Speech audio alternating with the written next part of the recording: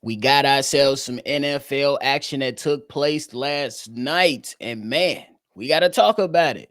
Did CD Lamb cost the Dallas Cowboys a chance to steal a victory versus the reigning defending champions in the Philadelphia Eagles?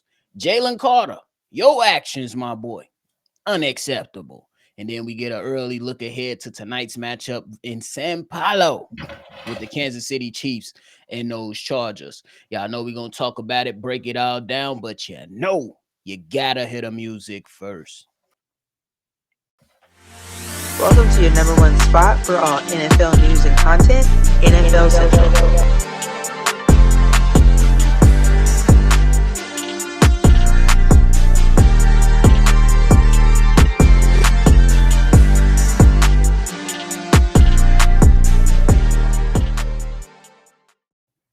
What's going on, y'all? Welcome back here to another episode of NFL Central, your number one spot for everything NFL. I'm your host here, Bobby, joined by Steve O. So if y'all tuned in, love talking football, make sure you hit that like button and subscribe. Steve O, what's the word, brother?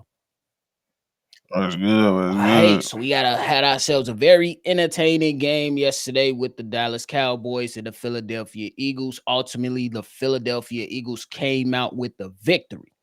Before we talk about CD Lamb, though, we gotta start off with what transpired before the game even started. Well, it started, but before we got a series from the offense or the defense. Steve-O, my man's Jalen Carter spit on Dak Prescott before a snap was even played for him or the Cowboys offense. Now, we did see later on that Dak Prescott spit on the ground. Jalen Carter approached him and spit on the man's jersey. What's your thoughts, bro? Stupid. Just stupid decision. Just a dumb decision. He know it, and he said he know it, but you just can't have that type of situation happen, especially with you already having a name, a bad reputation on your name from past transgressions you done in your past. So if you doing this, it's just dumb. You're gonna do this to not only you gonna do this to a quarterback, you gonna do it to Dak Prescott, who's one of the most richest quarterbacks there is. Not only is he the most richest quarterback there is, he's Jerry's fucking quarterback. Not only is he Jerry's fucking quarterback, you spit on Jerry's fucking quarterback on NBC. This ain't ESPN. This ain't no noon game on Sunday, bro. They ain't dropped the views yet, but I'm pretty sure it was over 7 motherfucking million people watching that game. And they just seen your stupid ass go out there and spit on a quarterback who's the most protected player on the field, regardless. So you gonna go out there and do that. You got all the eyes on you. You gonna do it to a fuck one to a team and a quarterback that has one of the most powerful In franchises all there of is. sports. So now, so a 6 second decision just probably cost you a game and a hefty fine, maybe 2 games. Just stupid decisions, and it all goes back to the stupid decisions he's made in college. And you're making yourself out to be what people thought you was, and why you slid down to number 9 like you did in that draft, because you could have easily been a top 3 pick, but you had issues off the field, and that brought up character issues, and now you're confirming everything that people thought about you. I agree with you, bro. I think that Jalen Carter is a hell of a player, bro. He's a monster. And I think that this season is a big test for A him. So huge you year. can go out there and get paid. You just saying what Michael Parsons got paid. Don't you want something close to it or above that? Hey, it's a big year for you, my boy, because they can start negotiations now. And I'm gonna say Jalen Carter made a huge mistake by doing that. And it's not only because he spit on Dak Prescott, but it's the aftermath of it. You smiling walking off the field. Whether you was on that salty mode and you be like, damn, I just messed up, and you show a little smile after that. But Jalen Carter, my boy, you know what's hovering over you and is going to hover over you throughout your entire career. At least look upset and wait to smile off camera. But you know, like Steve O pointed out, that this is literally the only NFL game on. at that particular time. The first game of the season, and everybody is anxious to watch real, meaningful football. We done with the preseason, and you made that mistake. Whether you were salty and you smiled from, whatever, because sometimes people do dumb stuff and they just smile. But all the lights are on. The lights are the brightest at this particular moment. And you made a huge mistake. And I'm with you, Steve-O. I can't be mad if they say you getting suspended one game and that fine coming. And guess who you face next week? Kansas City. Now, y'all whooped on Kansas City in the Super Bowl, but it's a new season and it's a new time. And I think that it's not going to, determine your entire season, but it's a very important game early on in the season just to see where you line up and give yourself an opportunity or kind of like start that measuring stick to see if you can repeat again. Because bro, you know what you can do for yourself if you are a repeat champion in the NFL? It's a lot different than other leagues, bro. And he did really, really stupid. Yeah, and he cost himself. He cost them a lot of key possessions in that game last night. They had for the most part, they had two good running backs on Dallas side being very productive, and he could have had a lot to do with that. He had Dak out there looking pretty comfortable at times, and he had a pretty solid game, and you could have changed that. So yeah, he gonna look back, and especially now, if you can't play next game, it's gonna be a field day. Yeah, it's gonna be real crazy. And speaking of mistakes, bro, from the Dallas Cowboys side, bro, I really thought that the Eagles was pretty much trying to give them the game, at least at certain moments of the game. Like, yeah, go ahead and take the lead back. You know what I'm saying? Because the offense, the Cowboys did a really good job, bro, of saying instead of allowing you to have those third and short opportunities to where you are able to go out there and utilize your greatest strength, or at least one of them in the tush push, Dallas did a decent job in certain possessions of having them at 3rd and 6, 3rd and 5, 3rd and 7. And then you see the Dallas Cowboys won with Miles Sanders fumbling the ball to score the touchdown to take the lead. And then you had Dak Prescott. First and foremost, Steve-O, you let me know if I'm tweaking. Dak Prescott, you cooked. But a couple of those passes almost sent somebody to the damn hospital. I ain't gonna lie. Oh, yeah. Yeah. A couple of them was a little too high. But then ultimately, I got to look at my man CeeDee Lamb. I know you took responsibility for it. I know you're going to be better. But, man, could you have sealed the deal and shocked everybody around, at least on a Thursday night, bro? Steve-O, how you feeling about CeeDee Lamb yesterday? It's tough because, like, I think he only had like 8 drops total last year. So you just to end with like 3 or 4 he had last night. Like, it was a bad night.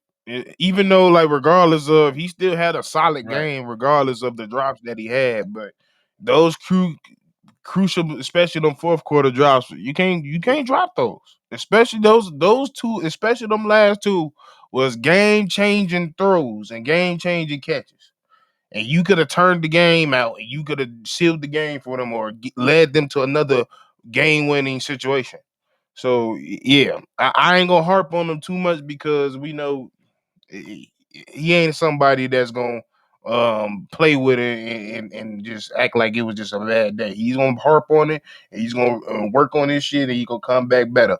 But, yeah, he realized, like, I can't have too many performances like this. I agree with you, and I think that, man, he still looked solid. You know what I'm saying? But those passes, you can't pretty much say nothing to CeeDee because him as the competitor he is, he's gonna be like, man, throw the whole game away. Simply because even you and me, like, you know what I'm saying, we played not to the NFL level, but we played, and you already know. I don't want to hear. At least you played well. No, I don't want to hear that. My decisions cost me the game, cost us the game. Now, if I make all these catches, you know what I'm saying, I give my team a better chance. Who's to say, because it's done now, who's to say that they couldn't have won that game? Because honestly, Steve-O, I'm surprised that they performed that well. I knew the offense was going to be solid for Dallas. I knew that. Defense was shocking. Yeah. In the first half, they going toe-to-toe, and I expect a lot of games to go that way over this weekend and probably in the next 2 weeks as well. But in the second half, they went toe-to-toe with Philly. They didn't make a lot of mistakes. A.J. Brown didn't get a catch until the final 2 minutes of the game, maybe more so on the Eagles' part. But the defense, they shocked me a little bit over there in Dallas. And Kenny Clark, hey, I'm just saying, he didn't play a whole bunch of snaps, at least from what I've seen. I think they trying to get him worked up into the system or whatnot. His presence But when was he was known, on though. that field, he was on that field, bro. You can see the impact. Now you don't have that game record like Michael Parsons could be, but you got a little positives to take out of this game, even though we don't necessarily believe in moral victories. What was surprising for Dallas for you, bro? Like you said, the defense. Like I know a lot of the time during the game, especially in the first half, a lot of people's like, man, they're going to go out some blitzes. But what people will realize is, like you said, they was neutralizing AJ Brown, and Saquon wasn't getting off like that. So for Eberflus to come in the game and stifle the run and the throw in the second half, because that's when it shift. That first half, like you said, they're going toe to toe, battling back. What I don't know what the fuck Eberflus was on, or whatever they came together, but they said, look here, Saquon ain't getting shit, AJ ain't getting shit. They gonna have to beat us And with that's how they somebody just else. beat him. Jahan Dotson. And what it was they also lost at a Flus side. They was chasing them out the pocket, but everybody was in zone with their back turned. So Hurts just said shit. Oh yeah, in the red zone, that was First very, down. very questionable to me. Flus, this is a running quarterback. This is not Jared Goff. This is not Kirk Cousins. This is Jalen Hurts. Why would you run man? Yeah, running man. He ran man a lot. I was like, come on, bro. Especially in the red zone. No, you cannot, you cannot call that, in my personal opinion. Or you at least have to really, really harp on your defensive line running contained rushes. Like literally have to be on point with contained rushes. But yeah. But that's the thing, like they was getting the pressure, but the pressure was just pushing him right into the gap being open to an open first down because they was in man. And that was some questionable stuff. But Steve-O, when it comes to the Eagles, bro, when you look at Devontae Smith, only a few catches, bro. And then AJ Brown, barely any targets, bro. Like, what are your thoughts on that? No separation. It was no separation. And that was the thing. You was seeing Jalen go through his progressions. He was back there for fucking 5 seconds. And he was like, all right, I just gotta run because niggas ain't getting open. And it was clear. Like if Jalen's getting to the point where he's going, because usually it's left to right. If he's going left to right, back to left, that means there is nobody open. So yeah, he was just taking what it give him. Step up in the pocket. He see grass. I'm not mad at it either though. But I wonder what the mindset is for this offensive coordinator over there in Philly, simply because I'm looking like, bro, you don't want to, backtrack a little bit for how good this offense can be. They did have their struggles last year, or at least some moments, to where you wasn't getting your guys involved, because Smith and Brown, they're not bad wide receivers. They're really, really good, and you want to keep them involved, especially if you have to go or find yourself in a shootout. It's only one game, but it's definitely going to be interesting to see how this offensive coordinator for the Philadelphia Eagles figures it all out to not just keep Saquon Barkley involved, but also make sure that you get those others involved. And big shout out to Jahan Dotson too, because I believe he played in Washington, and he had himself a game. I mean, he made the plays. Jalen Hurts found him, and he made some plays. So I can't be mad at it, bro. Yeah. That's what happens when you got two good wide receivers and a running back. A lot of people get occupied for players like him to come in and just do what he got to do. This is a good start to the weekend, bro. But now we got the Kansas City Chiefs versus the Chargers tonight, bro. I'm interested to see it, Steve-O. Jim Harbaugh is 5-0 in season openers as a head coach in the NFL. And Patrick Mahomes, they had a hell of a record, 15-2 last season. And I'm interested to see what it's gonna be like. Divisional matchup down in Sao Paulo. And man, what you looking for in this game tonight? It's gonna be. It's not going. I don't think it's gonna be as high flying as y'all think, as people think. Jim Harbaugh gonna make this shit real gritty and dirty. Because that's what he turned the Chargers in. Chargers was a very high flying team, but they got real gritty and dirty. Because what it's gonna go down to is that pass rush and the run game.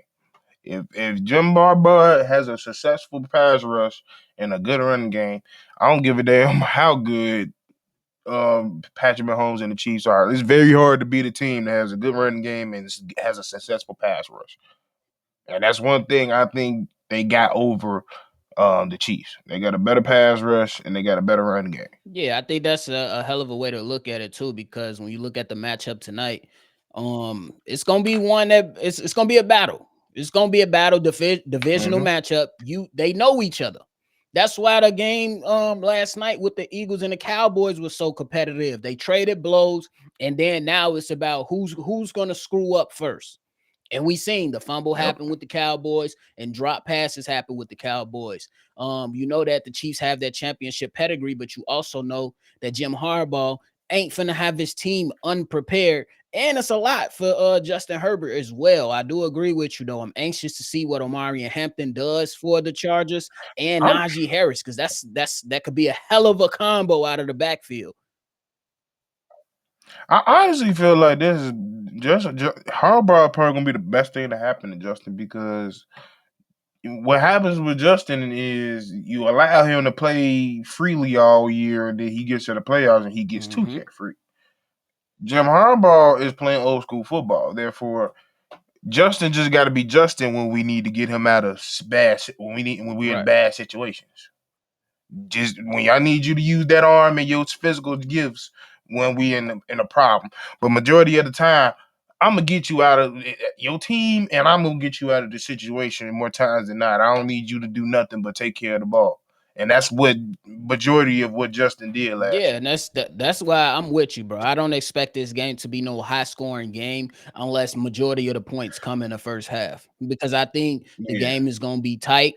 I think that Spags on the Chiefs side, he's a hell of a defensive coordinator. He gonna call the shit out this game. Top and 3. I'm anxious to see how Andy Reid gets this offense back to being an explosive offense. I just don't necessarily believe that the Chiefs offense later today will have that type of explosion. Maybe a few plays here and there, but the game going into 30, 35, 40 points, no, I don't necessarily see that happen. But I ain't gonna lie to you. I got the Chiefs winning. Who you got? I don't know. I mean, of course, you go with the Chiefs because that's the best safe bet. Put your money line. And you know, it's still some unknowns when it comes to the Chiefs, but it's still some unknowns when it comes to the Chargers too. So, like, I'm really 50-50. Like, it's really 50-50. Yeah, I think that it's just gonna come down to execution for me. I want to see what these two teams do, and if we ain't got no damn rain delay, we should be able to have a post game tonight. damn game. My life. An hour and 5 minutes rain delay. I ain't see one fucking lightning bolt. I seen one and they called it. I'm like, hold on, what's up? And that was the last one you seen. I was like, all right. It wasn't even raining hard in 30 minutes. And then it was like, yeah, they're gonna come back on at 11 something Eastern to give us an update. And we was like, all right, man, damn. And then the nigga said, hey, we're gonna be on the field at 11:30 Eastern. Mind you, them niggas had to warm up for another 15. Them niggas then resumed play to about 10:45. Crazy time. But hey, Steve-O, you got anything left, bro? Nah, football back, baby. Make sure y'all tune in too. We're gonna be definitely keeping this thing rolling with a couple post games throughout the weeks. Most likely will not see us for a post game on Sunday unless it's absolutely necessary. But on Mondays and Thursdays is where you most likely, or you'll get the recap the day after with a number of topics going on throughout the weeks. But make sure y'all lock in and tune in, man. Football season is upon us, and it's time to rock out. But in the meantime, in between time, we appreciate y'all. Go ahead and do what y'all need to do. And y'all already know we're going to hit y'all on the next one for sure. This has been a presentation